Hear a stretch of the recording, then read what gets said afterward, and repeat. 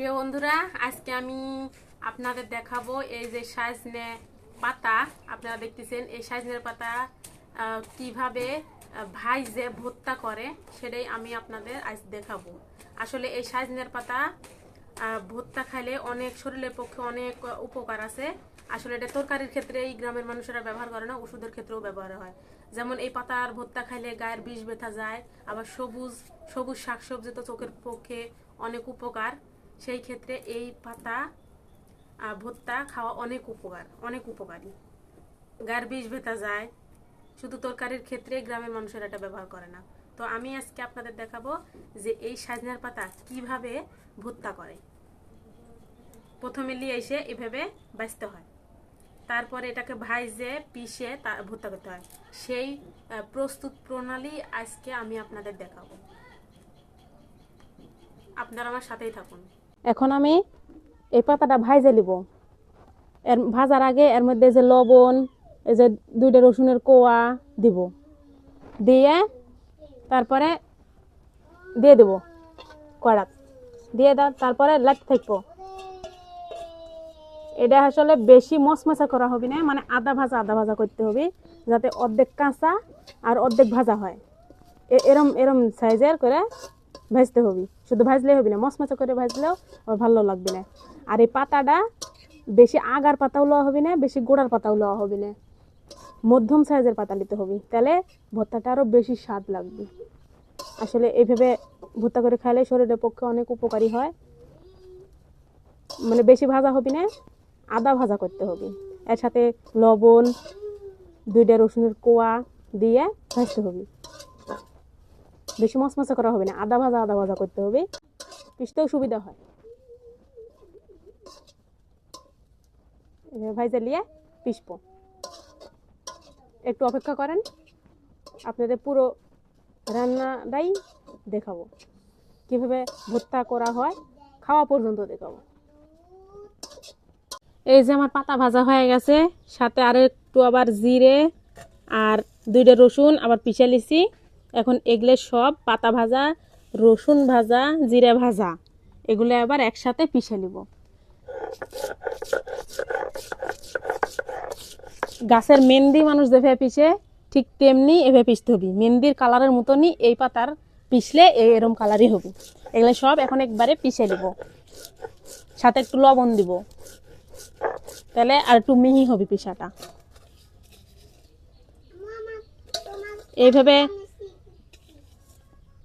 এইভাবে পাতার এই ভর্তাটা পিষে ভর্তা করলে অনেক স্বাদ হয় খাইতে। খুব স্যান্ড বাড়াচ্ছে, পিষতে পিষতে অনেক গন্ধ বের হচ্ছে।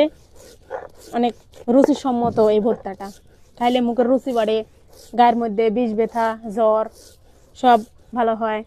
আসলে সবুজ শাকসবজির চোখের জ্যোতি বাড়ে, চোখের পক্ষেও ভালো হয়, খুবই ভালো। এই যে এভাবে পিষে সব একসাথে বেটে নিব। খুব সুন্দর গন্ধ বাড়াচ্ছে, আসলে খাইতেও খুব স্বাদ হবে। ভর্তা জিনিস আসলেও খুব স্বাদ হয়। এই পাতার ভর্তাটা আরো বেশি স্বাদ হবে, খুবই মজা হবে খাইতে। আমার পুরো ভিডিওটা দেখুন, তাহলে আপনারা বুঝতে পারবেন। আসলে যারা যারা করতে পারেন না এই সজনের পাতার ভর্তা, আমার ভিডিওটি দেখলে অবশ্যই তারা এই ভর্তাটা করতে পারবেন।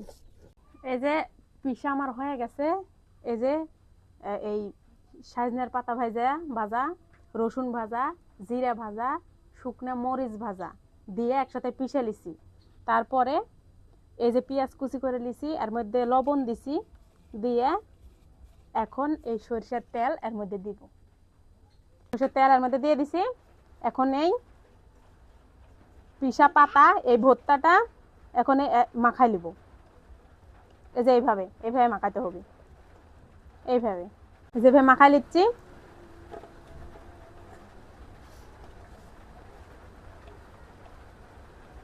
এই যে মাখানো হয়ে গেছে, এখন এটা ভাতের সাথে দিয়ে খাবো।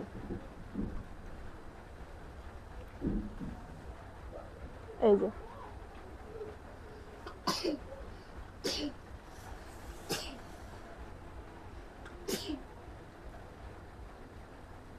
এই যে ভাত দিয়ে মাখাই নিচ্ছি, এখন এই ভাত খাবো। খুব সুন্দর গন্ধ বাড়াচ্ছে, সেই মজা হয়েছে। ছিলে ভর্তাটা খুবই স্বাদ, সেই মজা, সুন্দর গন্ধ বেরোচ্ছে। দেখেন ভাতের কালারটা দেখেন, দেখে খাইতেই মন যাচ্ছে, কত সুন্দর, খুব সুন্দর গন্ধ বেরোচ্ছে। এখন আমি খাবো। বিসমিল্লাহ। সেই মজা হয়েছে। সত্যি খুবই মজা হয়েছে।